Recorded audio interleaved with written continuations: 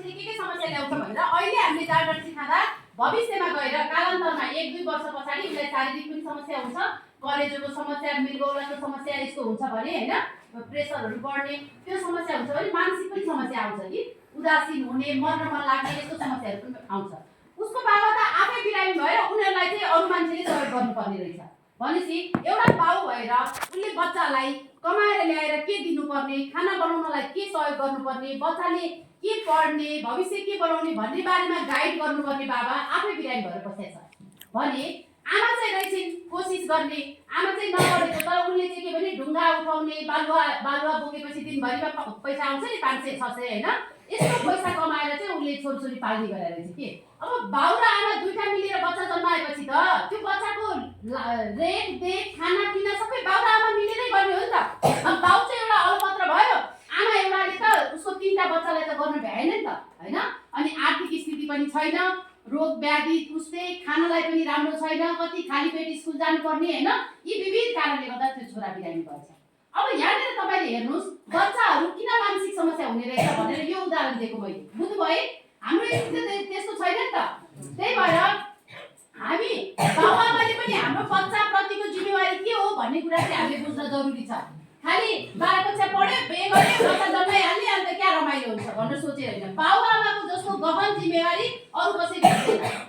त्यसैले हाम्रो बाबुआमाले पनि सम्झिदिनु पर्छ। मैले तपाईलाई यो कुरा किन भनेको भने नि, अब यो 11-12 पढ्ने कक्षा त विद्यार्थीहरु त ठुलो हुन्छ नि त, उनीहरुले आफ्नो बाबुआमालाई गएर पनि सम्झाउनु पर्यो के यो कुरा। बाबुआमा पनि जिम्मेवार हुनुपर्छ, आफूले गरेको गर्नुपर्छ, बच्चाहरूलाई सहयोग गर्नुपर्छ भनेर भन्नुपर्छ भने तपाईहरु पनि त भोलिपर्सि फेरि गएर हैन मैले त पढाइ पढ्न पुगे मलाई बिहे गर्दियौ भन्न थाल्छ हो कि भने त बिहे गरेर बच्चा जन्मिने भनेको त ठुलो जिम्मेवारीको कुरा रहेछ भन्ने कुरा बुझ्न जरुरी छ है। अहिलेकै छोराछोरीहरुले 9-10 कक्षा पढ्नेले 11-12 पढ्नेले यहाँ त 16 वर्ष पुगेको छैन, यहाँ सिन्दुर लाएर हिँडिसकेका हुन्छ मैले जस्तो हेर्नु त। यो त 30-40 वर्षमा लाउनु पर्ने 15-16 वर्षमै लागिसकेको छ, त्यस्तो त कहाँ हुन्छ त हैन। अन्त दुःख सबै आइहाल्छ नि, आफूलाई पनि दुःख आउँछ, बच्चाको पनि जिम्मेवारी हामीले सम्हाल्न सकिराखेको हुँदैन। बुझ्नुभयो? अब अर्को एउटा मात्र उदाहरण दिन्छु। हाम्रो नेपालमा अब जस्तो यो साल पनि त हाम्रो एसई आउँदैछ नि हैन, चैतको 7 गते एसई को लागि रेडी हो? के रेडी गरेछ? के किनेर रेडी गरेछ एसई को लागि? पढेर रेडी गरेछ है। अरु के किने छैन नि।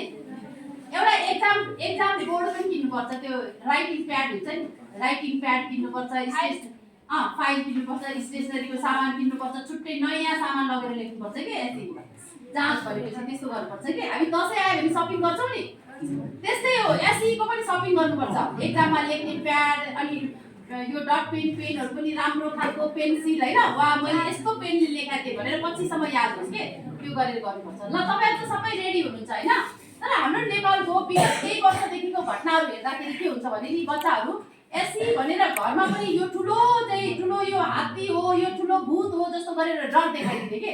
पहिला पनि त 7 कक्षामा पनि जाँच दिएकै हो, 8 कक्षामा पनि दिएको, 9 मा पनि दिएको, त्यही 10 को जाँच त हो नि, 10 कक्षाको जाँच भने हुँदैन किन? हेर्न एकदम ठुलो रूप हैन एसई भनेर त्यसरी गरेको हुन्छ भने बच्चाहरुले पनि यो एसई नै मेरो जिन्दगी चाहिँ जिउने र मर्ने एउटा दोसाध होला भनेर सम्झिन्छन् के।